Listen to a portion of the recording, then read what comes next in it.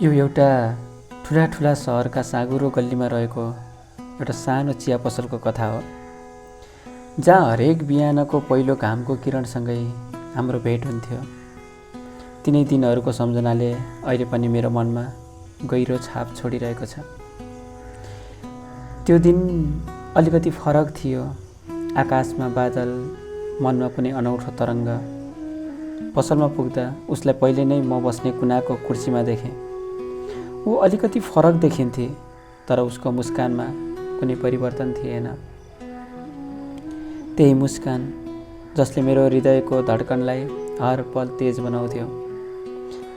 आज तिमी अलिक ढिला भयो, उसले हल्का हाँसो दिँदै भने, जसले मेरो मनको भारलाई क्षणभरका लागि हलुका बनायो।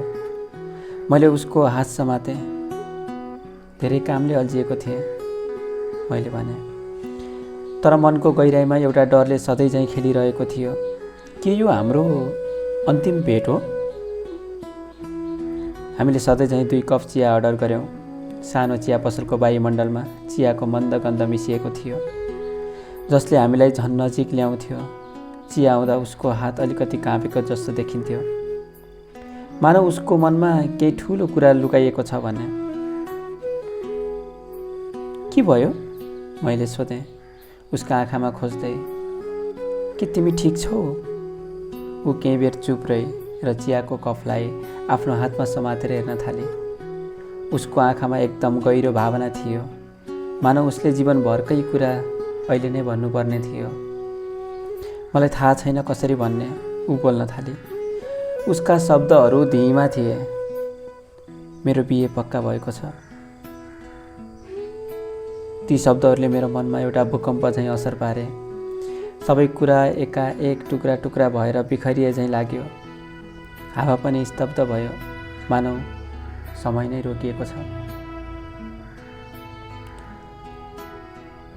मैले शब्दहरू खोज्न थालेँ, तर मुखबाट केही शब्द निस्किएन। उसको आँखामा आँसुको हल्का झल्को देखिन्थ्यो, तर ऊ दृढ देखिन्थे। उसलाई थाहा थियो कि यो निर्णय उसले नै लिएको हो र अब यसको कुनै पछाडि फर्कने बाटो थिएन। कहिले? मैले साह्रै प्रयासपछि सोधेँ। अर्को हप्ता। उसको आवाज पनि त्यत्तिकै कमजोर थियो, जस्तो कि ऊ आफैसँग पनि सङ्घर्ष गरिरहेकी होस्। त्यो बेला म चाहन्थेँ कि समयलाई केही क्षणका लागि रोकिन र हामी फेरि पुराना दिनमा फर्क्यौँ, जहाँ हरेक बिहानको पहिलो किरणमा हामी एकअर्कालाई भेट्थ्यौँ। हरेक चुस्कीमा चियाको स्वादसँगै हाम्रो प्रेम झन् गहिरो हुन्थ्यो। तर जीवनले कहिले पनि समयलाई रोक्दैन, र न त हामीले पाएको त्यो प्रेमलाई। मैले उसको हात समातेँ, जुन हल्का चिसो थियो। म तिमीलाई सधैँ प्रेम गर्नेछु, मैले उसको आँखामा हेरेर भने। र यो कुनै समाप्ति होइन, म तिम्रो खुसीका लागि सधैँ प्रार्थना गर्नेछु।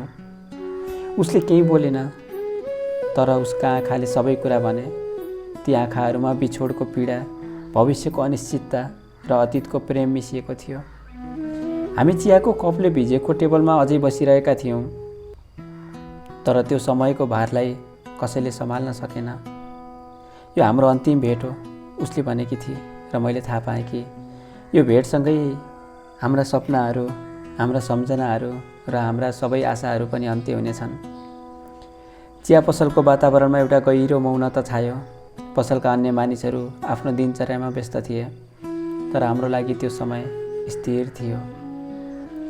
हामीले आफूलाई एक अर्काको आँखामा हराउँदै गयौँ, जति बेला समयले हामीलाई छुट्याउँदै लग्यो।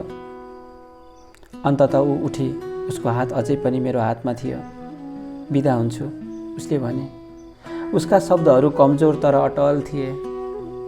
मैले उसको हातलाई अन्तिम पटक कसिएर समातेँ।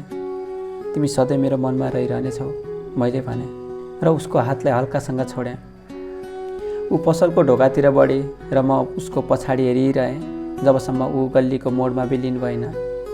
ती हरेक पाइला उसको जीवनमा नयाँ सुरुवातको प्रतीक थियो, र मेरो लागि एउटा अन्त्यको। त्यो चिया पसलमा फेरि फर्कने साहस म कहिल्यै गर्न सकेन। ती दिनहरू अब केवल एउटा मिठो सपना बनिसकेका थिए। तर हरेक बिहान जब घामको पहिलो किरण मेरो झ्यालमा पर्छ, म ती दिनहरू सम्झन्छु। र उसको मुस्कानलाई मेरो हृदयमा सुरक्षित राख्छु। जीवन अघि बढ्दै गयो, तर त्यो अन्तिम भेटको मिठास, त्यो पसलको चियाको स्वाद र ती शब्दहरूको गहिराई कहिले पनि मेरो यादबाट मेटिन सकेन।